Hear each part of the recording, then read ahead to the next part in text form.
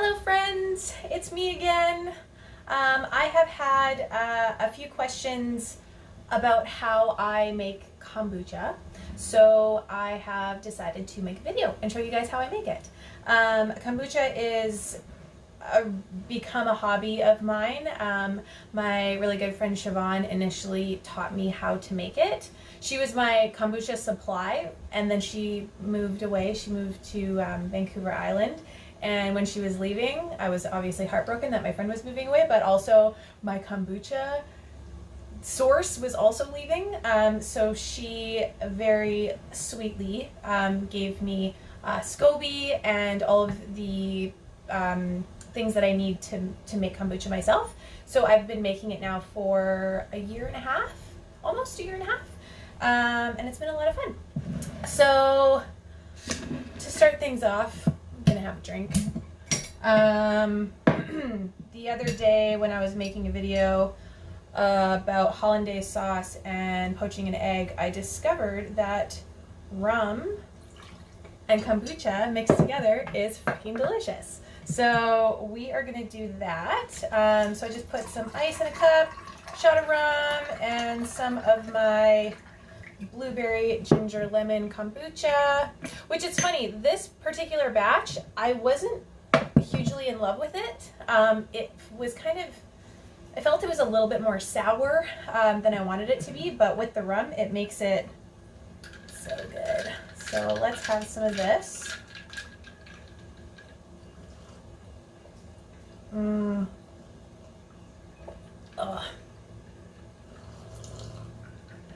Oh yeah, so good. Okay, so my kombucha base lives in this really big, large glass container, jar, and then it has a breathable cotton sort of cloth with an elastic band on the top.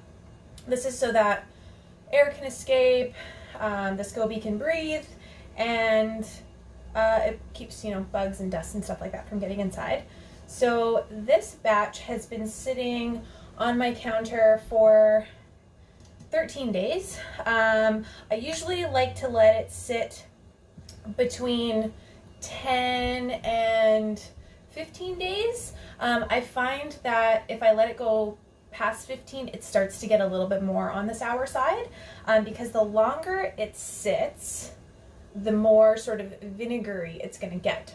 So what is in here is black tea that was brewed with a good amount of just white sugar, and then you leave this sit in the container with the SCOBY, and the SCOBY is an acronym for symbiotic culture of bacteria and yeast, so it's a living thing. It's also sometimes referred to as the mother, and so the bacteria eats the sugar and the caffeine from the tea and creates gas. And so what you end up getting is a probiotic beverage. It's a little bit alcoholic because it is fermented.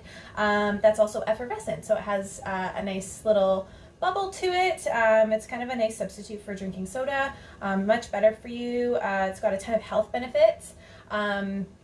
Alleged health benefits. It's supposed to be really good for gut health. There is information out there that says that it's good for preventative of illness, disease, cancer, all sorts of stuff. So it's just, it's been around for a really long time. It's been being brewed for hundreds and hundreds of years from what I have discovered in my research. And it's also just a really fun hobby. So this guy will sit on the counter for a period of time, and then what we're going to do is do what we call a second fermentation. So we're going to mix this with some sort of flavor and then put it into smaller bottles, and then those will ferment further on the counter sealed, and then eventually they get to a certain point, and then you just put them in the fridge, and then you can drink them and enjoy them, and then 2 weeks later you do it again and again, and you just kind of have this constant rotation of kombucha happening, which is really nice. So what we have to do is take out the SCOBY. So I'm going to show you what what it looks like, and mine's actually getting pretty thick. So this is the SCOBY. Some people are really grossed out by it. I mean, it looks like a kind of a gross slimy jellyfish mushroomy thing. So that's what it looks like. And so every time you put it into a new fresh batch of tea and sugar, it grows a new layer on top. So this lighter, sort of more shiny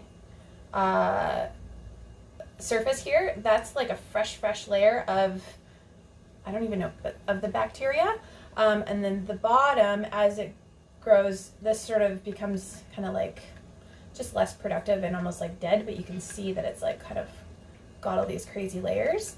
And it's kind of neat because you can split the SCOBY. So I've taught a few of my friends how to make kombucha, and I've given them a SCOBY just like my friend Siobhan gave me, and showed them how to do it. And then, so basically, if I were to split this SCOBY, I'd probably split it right here, which I might end up doing maybe the next batch, and I would give this lower part to a friend, and then they would brew a new batch. They'd put this in the water, or the tea, sorry, and then this layer would start growing new, healthier layers like this on top. And so it's just kind of a gift that keeps on giving, and it keeps on growing. So we need to take that out. I'm just gonna wash my hands real quick.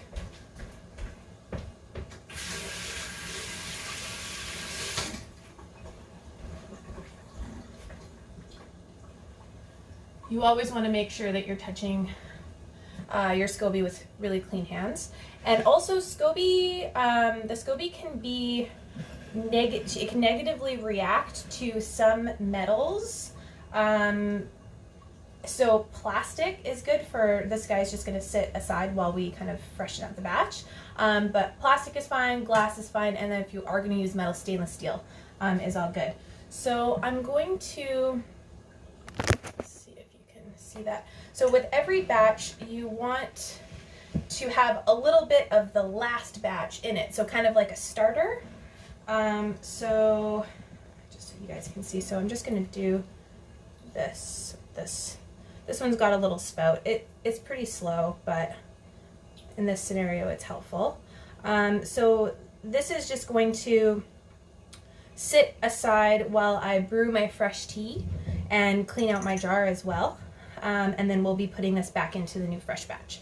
So I kind of like to think of it as, you know, when you get like a new goldfish from the pet store, and then you're supposed to take it home in the plastic bag, and then you put the plastic bag with the fish into the tank and let it sit there for a little while, and then open the bag and let the fish swim out of it.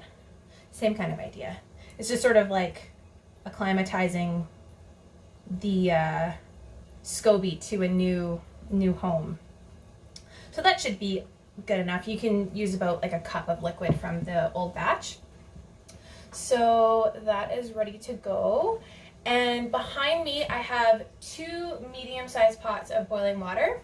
And what I'm going to do is, in one, I'm going to put 6 tea bags in, black tea. You can also use green tea as well. It just has to be something that's caffeinated. Personally, I prefer the flavor of the black tea. I like the way it mixes with other flavors, but you know, there's lots of adventure to be had with making kombucha. You can make all sorts of different flavors and combinations, but this is what I like to do.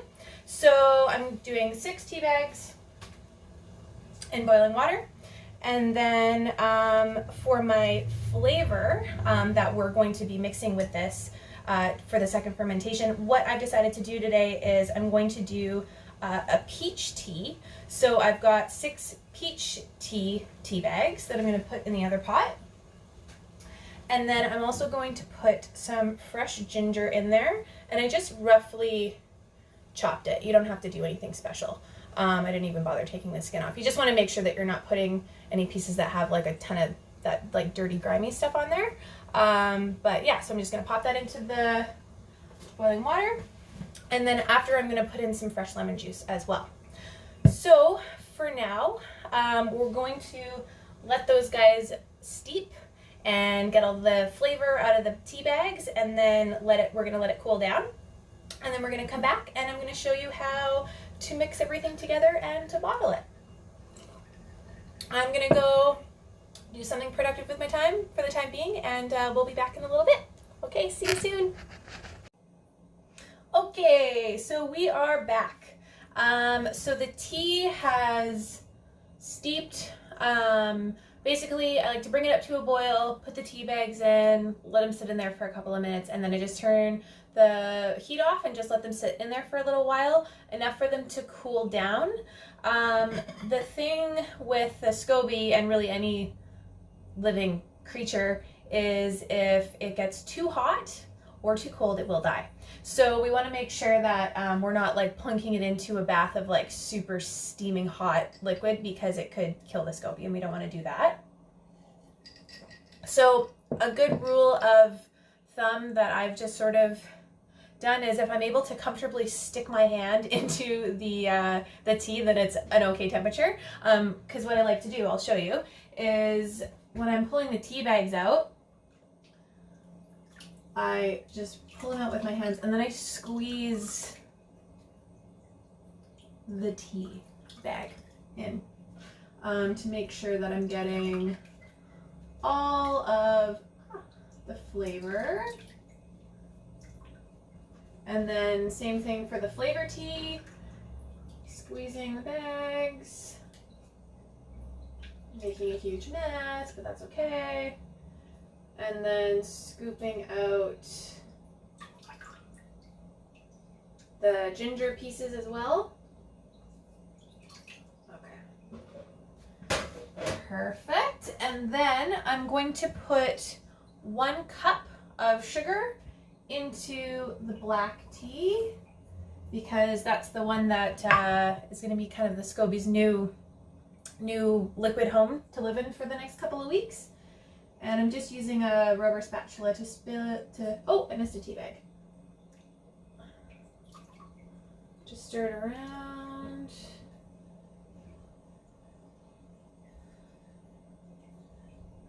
Okay, perfect. And we're going to do some freshly squeezed lemon juice as well. So I've got a lemon here. I'm going to squeeze her in and mix that in with the peach tea and the ginger. I find that I've sort of found my favorite flavor combinations, but like I mentioned, the options are endless, really. I've done apple cinnamon flavor. I've done blueberry. I find lots of berry flavors work. Raspberry is really, really good. Raspberry lemon is amazing.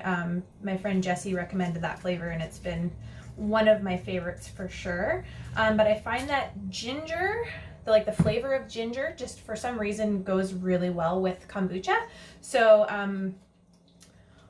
I put ginger in like almost all of them. So it'll be like hibiscus ginger, raspberry ginger, raspberry lemon ginger, blueberry raspberry lemon ginger. Just something about it just is really, really complimentary. So I'm using my spoon just to kind of get all of the juice out, and I've now discovered that I think I have a tiny, tiny little cut on my thumb, so it's burning a lot, but that's okay. Okay. And I'm just going to scoop out the seeds. So we don't want seeds left in there.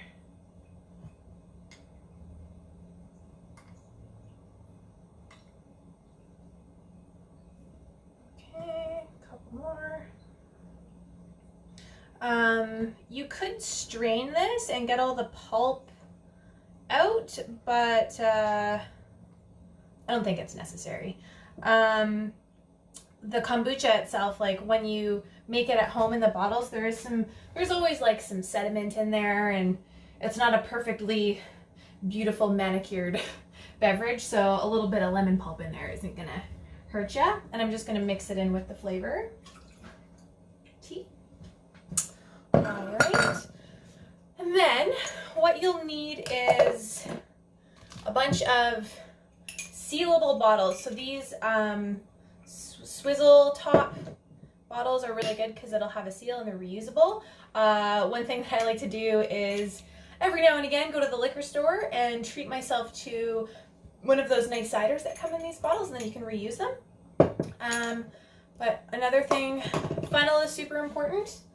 And what I'm going to do, usually I do this over my sink and I do all of the bottles at once, but I like to live dangerously.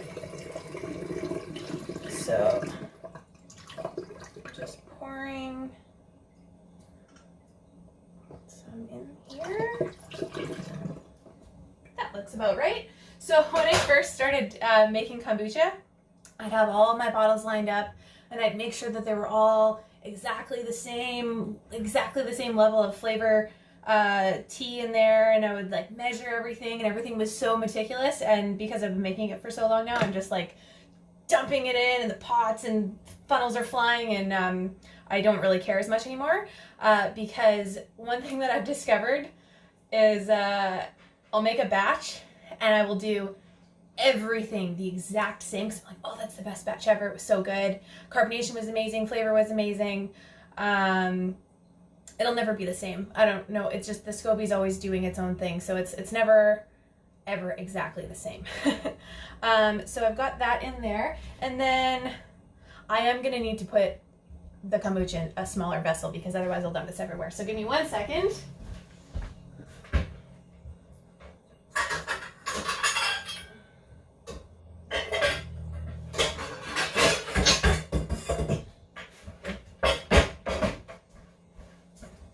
Just going to pour it into a pot. So then this is the kombucha from the counter.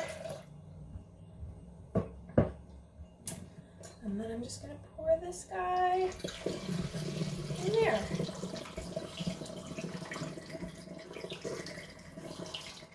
And you want to make sure you leave a little bit of space. So you can see it's all bubbling up there, because this is already got some effervescence going, some bubbles, and that looks to be good. If you don't leave any space in the bottle, you could be setting yourself up for a big gigantic mess, because what we're going to do now is we're going to seal this, and then this is going to sit on the counter for usually I find 4 to 5 days is pretty good. And it's going to be creating more gas in there. So if there's not a ton of room in here, this bottle could explode or at least crack, and then you'd have kombucha all over your kitchen and it wouldn't be a fun mess to clean up. And then you would need to go get more bottles, which would be a pain. So yeah, this will sit on my counter for 4 to 5 days, and then it's kind of neat, a new little SCOBY will actually form in here. Some people will just kind of scoop it out. Some people drink it, doesn't matter. It's not going to hurt you. If anything, it's like a concentration of good bacteria, which is good. And yeah, so generally this size jar with about that much of the flavor in each bottle. So like I don't know, a fifth, no, a quarter of the bottle. Yeah, about a quarter.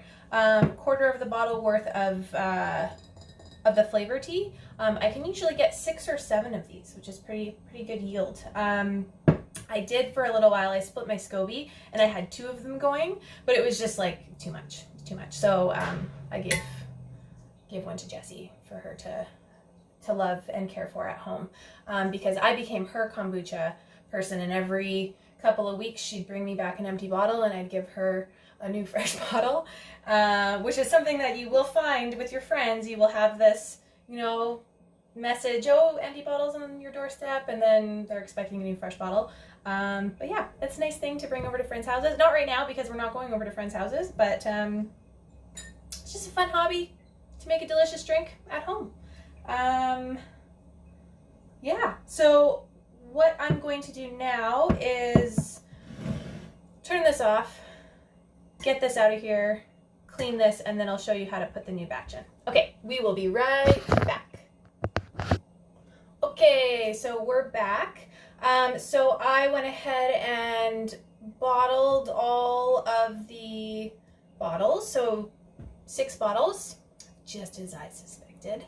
And so yeah, these guys will sit on the counter for a little bit longer, and I will be enjoying them in about 5 days from now. And when I decide that I'm going to kind of like check on them for a 5-day mark, I'll open one up, and depending on how much pressure is in there, like if it just sort of doesn't have really anything in there, I might leave it on the counter for a couple of more days. Depending on the temperature it is outside, inside, is going to contribute to how quickly everything is sort of working and eating and living. So if it's sort of like warmer, it's going to happen faster.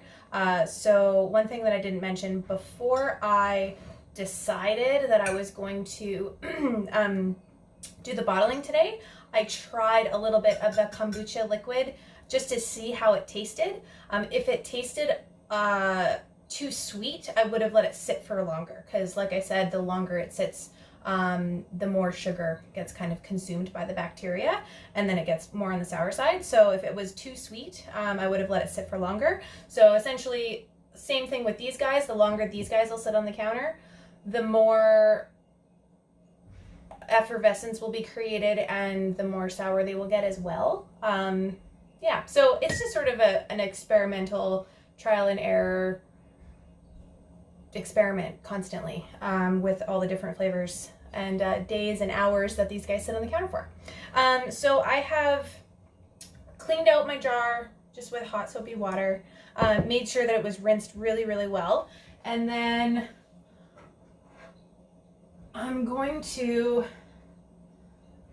pour, like I said, I usually do this over the sink. Hang on one second.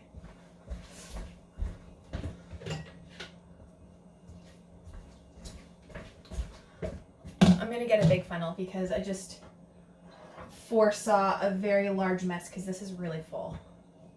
Okay, I just gotta commit. 1, 2, 3, go. Oh, I spilled a little, that's okay. Okay, so dumped all that. So there's still like a little bit of undissolved sugar in here. So I've got some water here that I'm just going to get all the last little bit of sugar. It doesn't really need to be like perfectly dissolved or anything like that, because it's going to be sitting for long enough that it'll just dissolve on its own. But I do want to make sure that I get all of the sugar in there.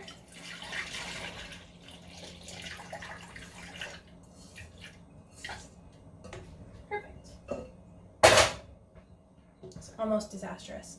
So I left a little bit of room there because remember we have to acclimatize the SCOBY, so I'm going to put the liquid from the last batch in there, and then now is the time to put the SCOBY in to its new home. Oh, I dropped it.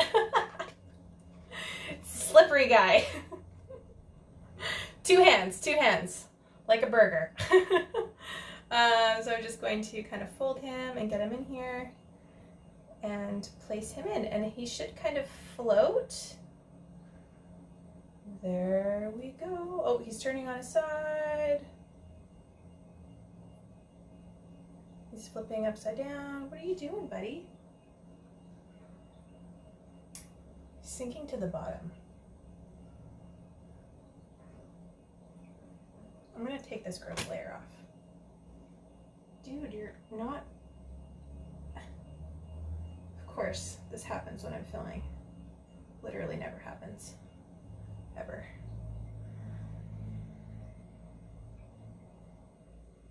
Okay, there we go. Oh, why does he keep moving? You know what? He's gonna be fine. He's gonna float up to the top like he always does. I'll give you an update in a little bit. I'm gonna pause this and we're gonna see what he's doing, what he decides to do. Okay, be right back. Crisis averted. SCOBY's okay. At first I was like, oh my god, he's hurt, I dropped him, what's wrong? He just wanted to check out all the floors of, you know, his new home. So everything's fine. He floated up to the top. That's literally never happened ever. Usually I put him in and he just like hangs out at the top. So we're good. Scobie's okay. So yeah, that is how you make kombucha. So I'm going to put his hat back on and then put him aside, and then I will be doing this again in about 2 weeks. So I hope you guys enjoyed and maybe learned some new things. And if you have any questions about kombucha making, please feel free to ask me. And take care of yourselves, stay safe, stay healthy, stay safe, and love you guys. Okay, we'll see you again. Bye.